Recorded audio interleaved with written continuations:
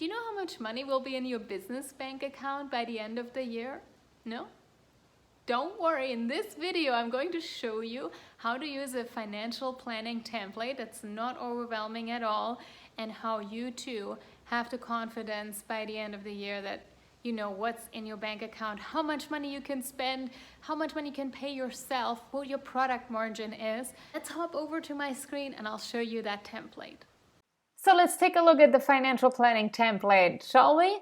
letskill.com/resources will get you to the template. There's other templates here as well. So scroll down to the financial planning template, click on Let's Get This Template here, and here we go. This is ready, set, go for you to start your own financial planning. So what you do is you go to File and you make a copy, because this particular one is not going to be editable for you. So I don't want to see your numbers. You want to make sure you have your own numbers and your own template on your own drive. Okay, so you call that whatever you want to call it and make a copy.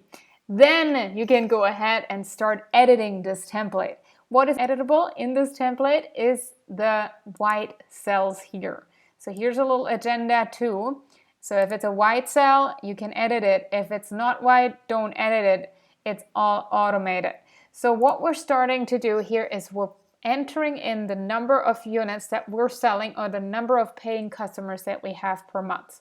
So let's say you have the dog hotel business, you have 50 paying users per month, then you put in a number of 50 here. Again, this one you don't edit because it automatically calculates the growth rate per month that you enter here.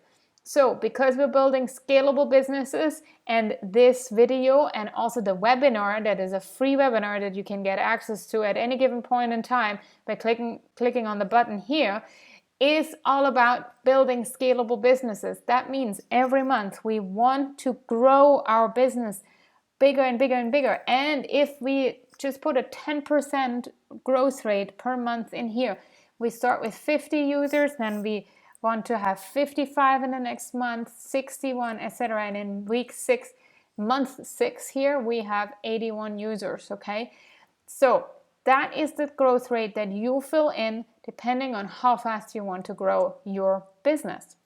Then, very important, the pricing. What is the average value per sale or per user that you enter in here?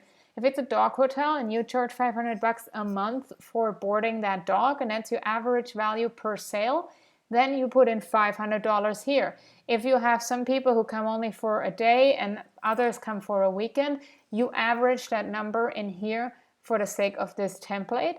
So in our case, it's $500 here, and then we go up in price over time because we add additional product features or additional service offerings over time. This may not be in month 3 for you. Maybe this is still $490. Maybe it never changes. It's really up to you how you price your service. Then we also want to enter here the customer acquisition cost per sale or user. And that is the cost that you spend per sale to get advertising to those dog owners so they learn about your dog boarding hotel. And that might be on the order of $100 because you're putting bus ads out there, or you're placing online ads, or you're creating flyers. All that costs money, so you want to make sure that marketing cost is in here per unit. And of course, that customer acquisition cost needs to be smaller than your average value per sale, otherwise you're not making money. It may be that at the very beginning of your startup, it is higher than actually the value of your sale, but that is only if you're going after really big funding and venture capital and you need to capture a whole market for your business to be valuable, okay? So rule of thumb, this should be about 20% of your value that you sell per unit. And then the cost of goods, of course, how much does it cost you to actually board that dog? You have to pay rent, etc. So you want to make sure you understand the cost of good here as well. If you're manufacturing handbags, you need to put the cost of goods in here. If you're selling a handbag that you make for $20 for $500, it's a great product margin, for instance. But you put a cost of goods down here, and they might go down over time because you're adding additional units, and with additional units your economies of scale become better and better so your cost of goods goes down. That really depends on your negotiations with your vendors, etc. So that's all the numbers that you need, and it all adjusts up here. So you can already see at 50 users, and I sell them $500 each, at 100 customer acquisition cost and $20 cost of goods. I'm looking pretty good very, very quickly. But not every business looks like this, right? And a lot of businesses only start to make money over here, like at the end of the first year or the second year. And this is what this shows you. It really shows you the cumulative profit that you're making here. So you're still at minus $15,000 in this scenario at the end of the 12 months starting from today. But you're starting to make money in month 8, and then you're starting to accumulate money and you're starting to pay back your loans. Obviously, to even get there, you have to have at least $40,000 or so in funding to be able to run this business at the rate that you put in here. Okay, makes sense? So this also takes into account not just the sale for the product and the cost of good, but also operating costs. And here we entered in a salary for somebody at about $60,000 a year. A second salary for a second person. A contractor is in here too, only at $1,000 a month. Office cost, office rent is in here as well. Office equipment, so there's little equipment in, there's only $700 total. You want to look at that and make sure that maybe your second salaried employee needs the laptop, right? That is $1,500 easily. So you have your SaaS subscription in here as well. And if you hover, you can see actually the sum of SaaS subscriptions from the SaaS subscription tab over here is entered in here. So you can take a look at this here as well. So that's a lot of SaaS subscriptions to tools that we typically use in startups. You can edit that as well. And then you have general expenses. So this is your coffee, this is your dinners, this is your taxi, your Uber, etc., getting around and doing business. So now if you enter this in and you tally all that up, then you see that only in month 12 you're starting to make money. So maybe you have to pay yourself a smaller salary here, and then you can see if it makes a difference.